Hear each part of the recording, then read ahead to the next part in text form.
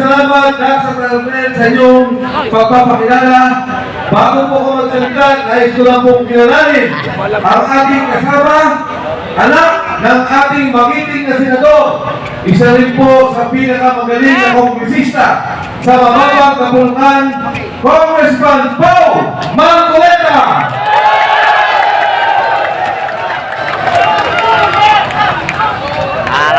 Alam nyo mga kasama, habang tayo mo ay nandito sa EDSA, tayo rin ay kaisa sa ginagawang pagkilos ng ating mga kapatid sa Iglesia ni Cristo dyan po sa Luneta. Sabi po ni Congressman Marcoleta, Mike, magsalita ka na, ikwento mo ang mga pangyayari na kinabibilangan kung bakit po tayo nandito lahat ngayong hapon. Alam niyo mga kasama, ayoko po talagang makialam sa politika. Ang katotohanan, nung pong nakalaang halalan, ako po ay inimbitahan.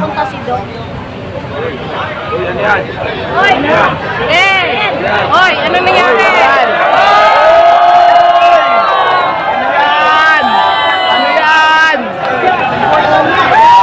Sabotay ba? Sabotay! Ayos yan! Ayos ka agad! Defensor! Defensor! Defensor! Defensor! Ayan, si Mike Defensor. Anong nangyari? Sabotay! Kailangan mga kababayan ko, aso para nangyari ganito. May kapon! May kapon! May kapon na lang! Sabutayan! BBM resign! BBM resign! BBM resign! BBM resign! BBM resign! BBM resign! John Vic! Arestuhan mo na kami! Tangina mo!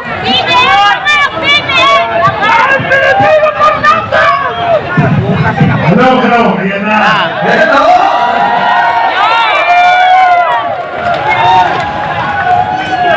Anong palagay nyo? Sinasabotay na po ba tayo? Mga kasama, katulad ng aking binabanggit kanina, gusto ko po sana lumayo muna sa politika. Nung ako ay ibinahan ni Senador Marcoleta at ng sakit, nung pong nakaraang halalan, ang sabi ko kay Senador Marcoleta, Senador Gagante, kumari, ayoko muna sumabak sa politika. At umabot po sa punto na maraming nagiging paggugulo, debate at away sa politika, hindi po ako nakikialam. Hanggang sa lumapit si Sergeant Orly Gotesa. Yes! Inabas niyo si Gotesa! Gotesa! Gotesa! Gotesa! Si Sergeant Orly Gotesa po lumapit sa akin. Ang sabi, dahil nung panahon na yun, chairman ng Blue Ribbon Committee, si Senador Dante Marcoleta. Ang sabi niya, Kong, sabi niya, ito po ang mga nangyayari. Nag-deliver po kami ng pera. Dito! Ang pera! Kung magkano? Kilo-kilo! Magugulat kayo kung direkto niya. Disyempre, isang delivery, 2.5 billion pesos ang deliver. Inaakyat sa bahay ni Saldico, mula po Balibete, may bahay si Saldico. Doon po kinikilo pera, binibilang, ilalagay sa maleta. Dahil sa bahay ni Saldico, yan po sa Shangri-La Horizon sa BGC. Inaakyat lahat ng maleta at pinababa muli. Hindi ko mo maintindihan, tinanong ko, Sarge, bakit inaakyat pa yung maleta at bibigat? Pagkatapos ibababa muli. Sabi niya, sir, hindi ko rin po alam. Pero ganun po ang aming ginagawa. Ngayon ko lang napagtuntun. Ngayon pa lang mga maleta, kinukuha ng litrato para malaman ang delivery kay Speaker Martin Romualdez. Ay! Dahil na mo, Martin! Ngayon po, noong una, si Sergeant Contessa sabi niya, hindi ko kailangan ng protective custody o proteksyon ng Senado. Sabi niya, huwag niyo na rin po akong isama sa Witness Protection Program. Kasama siya sa mga kasama niyang Marines. Noong una, hindi po kami nakapag-usap ng direkta. May nagsasabi lang po kung ano ang kanyang mensahe. Ngayon, ang huling mensahe nung nakaraang 2 linggo, hindi na po siya pinoproteksyonan. Siya po ay kinukulong na. Illegally detained ng kanyang mga kasama ng MC2 ng Philippine Marines. Ay! Putang ina! Ilabas niyo si Contessa! Marcos Romualdez si Kulong! Alam mo po, Marcos Romualdez si Kulong! ang kinakaawa ko, naintindihan ko, si Sergeant Contessa, nakapirman po nila ng affidavit. Umatras na, iniba na ang kwento. Ang sabi niya, si Defensor at si Marcoleta ay babayaran daw siya sa kanyang sasabihin. Binidyo si Sergeant Contessa, pero hindi po ako galit. Kahit na baguhin niya kwento, naintindihan ko. Dahil pag ang pamilya mo at asawa mo, ang mga anak mo, ang tinakot, naintindihan ko, Sergeant Contessa, huwag kang mag-alala, naintindihan ka ng sambayan ng Pilipino. Si Contessa! Mabuhay! Ang kapila, sa mga nagkukulong sa kanya, pakawalan niyo naman po yung tao. Total naman, napapirma nyo na. Nagbago na ng salita. Total naman, na-video nyo niya. Kasi nasabi niya na iba na ang kanyang salita na hindi na siya deliver kay Martin Romualdez. Pakawalan nyo na po yung tao. Dahil yung tao, hindi na kinabang kahit sino sa kawalang-ilaan, sa korupsyon na nakikita natin sa gobyerno. Yung kay Sergeant Contessa, konsensya, nalulunod yung kanyang kamag-anakan. Yung mga kasama ng sundalo, nalulod yung pamilya sa Bicol, binabaha, nawala ng negosyo, nawala ng pangkabuhayan. Pero ni Cinco, hindi ang kumita. Hindi ang congressman, hindi ang senador, hindi ang contractor, hindi ang DPWH. Nag-deliver lang niya ng pera at na konsensya na nakikita niyang nakawan sa sambayan ng Pilipinas. Tama! Mga kasama, kahapon lang, yung pamilya niya, inilipat na namin ang bahay dahil binabantayan din. Bakit? Dahil si Saldico, sinabi niya, totoo ang sinasabi ni Contessa. Yes! Ang aking pong kinagulat, ang aking pong kinamangha, dati ang sinasabi ko, imbestigahan ninyo si Saldico. Dati ang sinasabi ko, imbestigahan ninyo si Speaker Martin Romualdez. Ngayon ko lang narinig yung sinabi ni Saldico na ang pera, dinadala nila ang mali-malitang pera kay President Bongbong BBM Marcos. Ang sabi ni Pangulong Marcos, maya naman kayo. Ang ina mo, Marcos! Ikulong ang nagnakaw. Ang hamon ko sa kanya, President BBM Marcos, ikaw ang mastermind. Ikaw ang dapat maya. Tama! Ikaw ang dapat ikulong ng sambayanang Pilipino.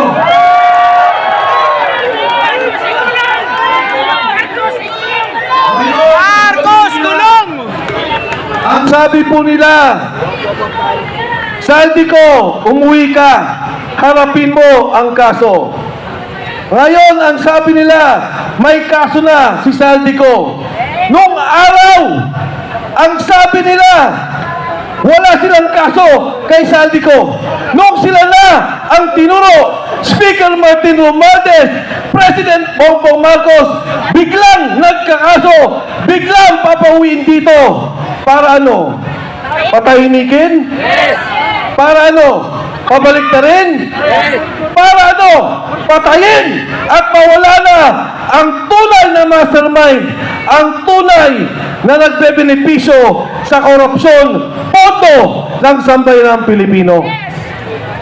Yan pong pondong yan, pera nyo. Binabayaran natin lahat yan. Buwis yan ng taong bayan. Tapos ganyan lang ang mangyari. Paano ang edukasyon? Yung pilit, kinunan lang yung pondo. Paano ang mga na-ospital? Hirap na ang mga Pilipino. Pero ngayon narinig natin, bilyon-bilyon ang nawawalang pondo. Ngayon o, yung mag-asawang Paul Estrada, ito yung assistant ni Saldico. Anong ginawa nila? Ibinyahe, papalabas. Yung Paul Estrada na konsensya. Yung kanyang asawa po, tumawag at sinabing gusto na nilang umuwi. Ano pong ginawa? Binugbog! Pagkatapos, inilipad sa Chile. Pero may maganda po akong balita sa inyo. Yung pong mag-asawang yan, hawak na natin. Sana lumantad na rin! Si Paul Estrada po, kailangan natin protektuhan. Dahil siya mismo, sabi ni Saldico, ang nagdi-deliver kay Martin Romualdez at President Bongbong Marcos. Mga kasama, yung ating pong pagkakaisa ngayong hapon, nung una, ayokong manawagan na mag-resign si Bongbong Marcos. Ayoko pong manawagan doon sa sinasabi nila na magnanakaw at dapat ikulong si Bongbong Marcos. Pero dito sa akin nakikita, yung pagsalita ni Saldico, wala na pong kaduda-duda. Si Saldico, chairman ng Appropriations Committee ng Kongreso. Bata nila, tao nila, 3 taon. Hindi ka magiging chairman ng Appropriations Committee kung hindi ka pinili ng Pangulo. Si Speaker Martin Romualdez, pinili ng Pangulo. At yung pontong yan, sila ang gumagawa. Sila ang nag-aayos. Ngayon pong araw, tinanggal si Executive Secretary Bersamin. Ayan na!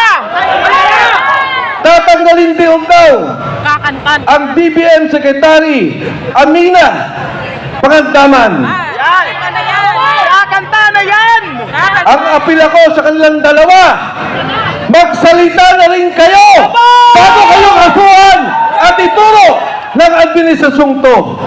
Alam nila ang galawan ng pondo. Alam nila ang nangyayari. Maawa naman kayo sa sambayanang Pilipino.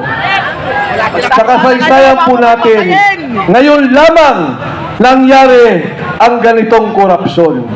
Ngayon lamang ang nangyari ang ganitong nakawan. Ang sitwasyon po natin, ang mismong sindikato, ang administrasyon, ang Pangulo, ang nangunguna sa sindikato ng Republika ng Pilipinas. Yan! CBM resign!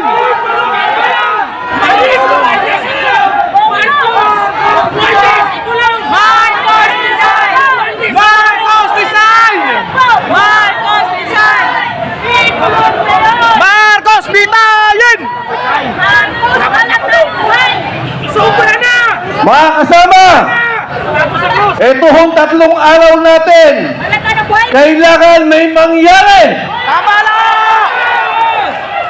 Itong ating pagkakaisa, kailangan marisolba ang problema ng ating bansa.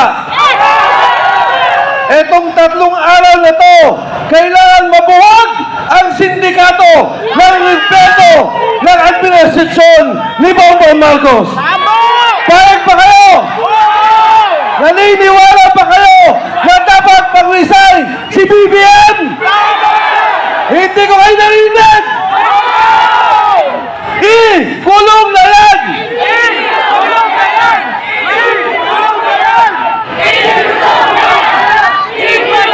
Marcos resign! Marcos resign! Marcos resign! Marcos resign! Tayo ba ay handang kumilos para maayos ang sambayan Pilipino? Handa ba kayo kumindig sa prinsipyo na linisin ang korupsyon ng bansang Pilipinas? Sa gitna po ng ating pagkakaisa, tandaan po ninyo, kasaysayan po ito na sa pagkakataon to, tumayo ang Pilipino, tumayo ang sambayanan para itigil ang korupsyon, itigil ang bulok na sistema at ayusin ang kinabukasan ng kabataan Pilipino.